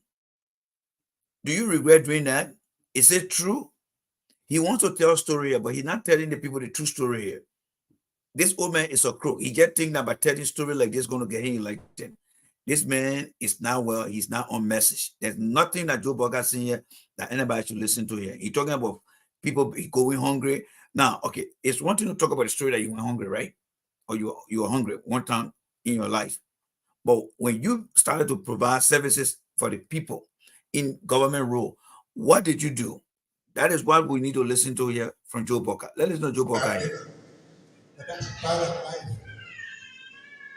I remember one time when I spoke at a graduation at a college, the United Methodist, people were crying. But that's not something to cry about. That's the way of life. It is not where you come from. It's where you're going.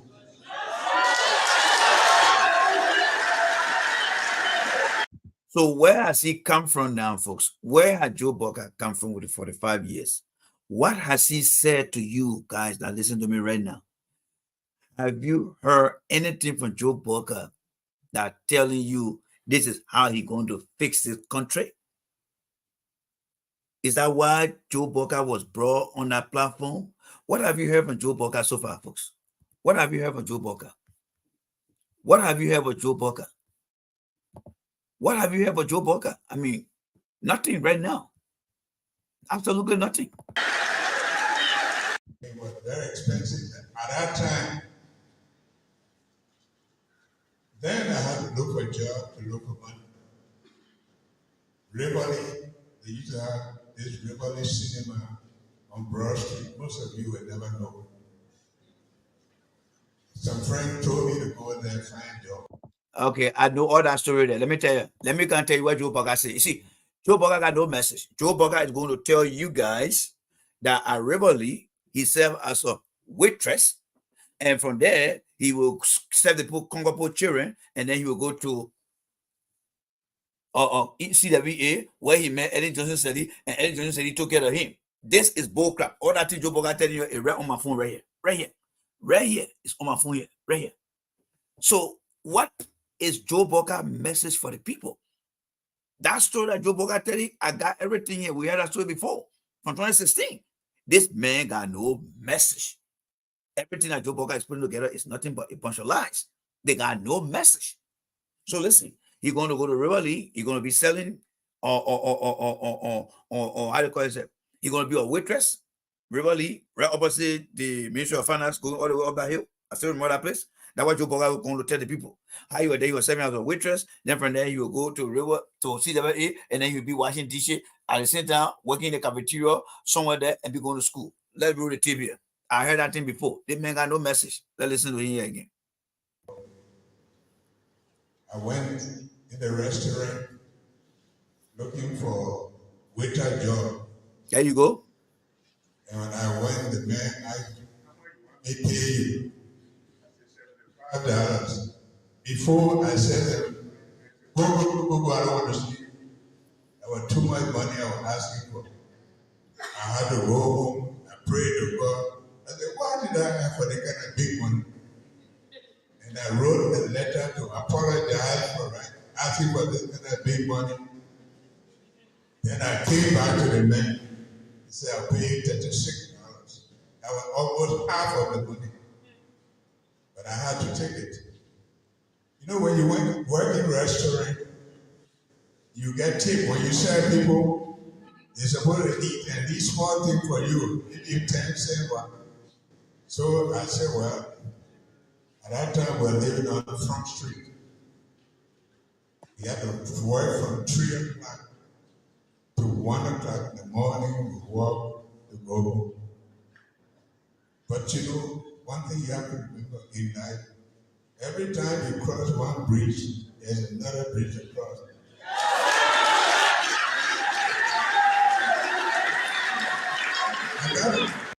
Yeah, Papa got no message for the people of Liberia. I'm not lying to you guys. Joe Boca got no message for the people of Liberia. This man has no message for the people of Liberia. Absolutely nothing. This man sat over there and wasted the children town over there and telling them story of the past, not even telling the children what he and Ellen did that brought the country to where it is today and what it has done for them and why they should have been elected. But he coming to talk about story at Riverly. Are you killing me here, folks? What kind of human being is this? You see the people that are behind Joe Boca? These guys are nothing but a bunch of sycophants that just want to put Joe Boca out there. Folks, you guys are seeing exactly how Joe Boca, in his mind, his leadership going to be like. This man got no message for the people of Liberia. Absolutely nothing. Absolutely nothing. This is my first time hearing Joe Boca send the campaign season open to come here. Joe Boca is not articulating anything that has to do with the issue facing the country, that have to look at the solution. He's not telling you about what he and Ellie has done. This is the kind of man. Where would Joe Boca go that he cannot answer a question? Let's try to speed the thing up here. Let's speed it up here. If Justice and in jail, the former, we were all students.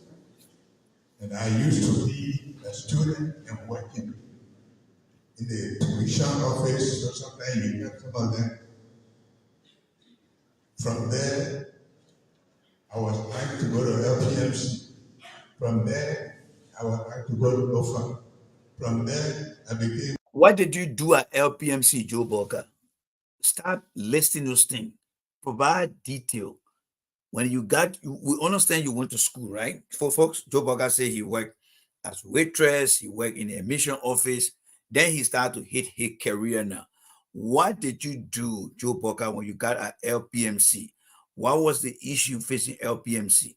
What was the plan you put in place, the action plan, and how that impacted the industry, then that through that agency?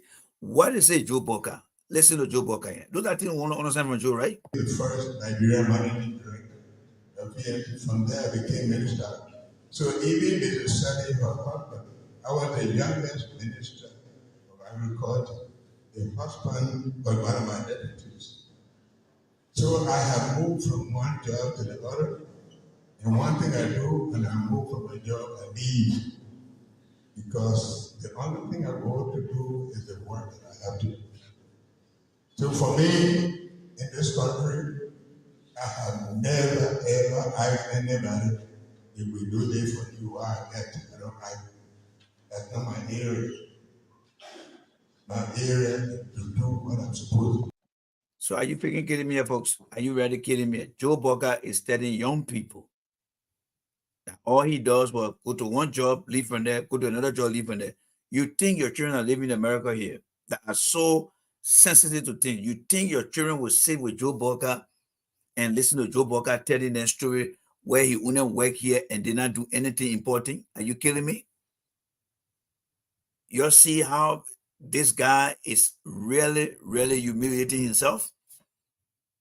He's not about the issue, folks. He's not about the issue. Tomorrow we'll be on Joe Boca bike. Yes, we'll be on Joe Boca bike. Joe Boca does not deserve to be president of that country from what I'm hearing right now. The Omega no message. Until Joe Boca can redeem himself, he has no message for the people of Liberia right now. So, folks, tomorrow, join me tomorrow at 9:30 We'll start here tomorrow at 9:30 and we'll blast the thing up again. Because I'm so tired of Joe Walker right now. He cannot even answer a single question or a simple question. The man is not even explaining to the Liberian people what he has done. So we'll come back to Joe Walker again tomorrow. But we want to leave you guys here tonight. So let me say a big thank you to every one of you guys. Right? The election that is coming up, our people are not ready. Our people are not ready to make an informed decision. They are yet to think about that. So tomorrow, I'm going to be sitting here. We'll be coming by again to do a redo. We're going to talk about Finabono and Segu Kalansko. We're going to talk about Akaras Gray. We're going to look at George Weah. Tomorrow morning, we'll look at George Weah. George Weah went to a community where he said, he was asking for a vote. I want you to listen. We'll be playing that for you tomorrow morning. So tomorrow morning at 9:30, I'll be right back here to start a day review. And then we'll call it a day. Maybe we'll run it for 1 hour or 1 hour, 30 minutes. And then we'll break and then we'll be back. Send me those videos. Send me those videos. We have to educate our people here. I see too many mistakes right now. So let me say a big thank you to every one of you guys for the greatest opportunity that you are taking out. I see the time here. We are very pressed with time.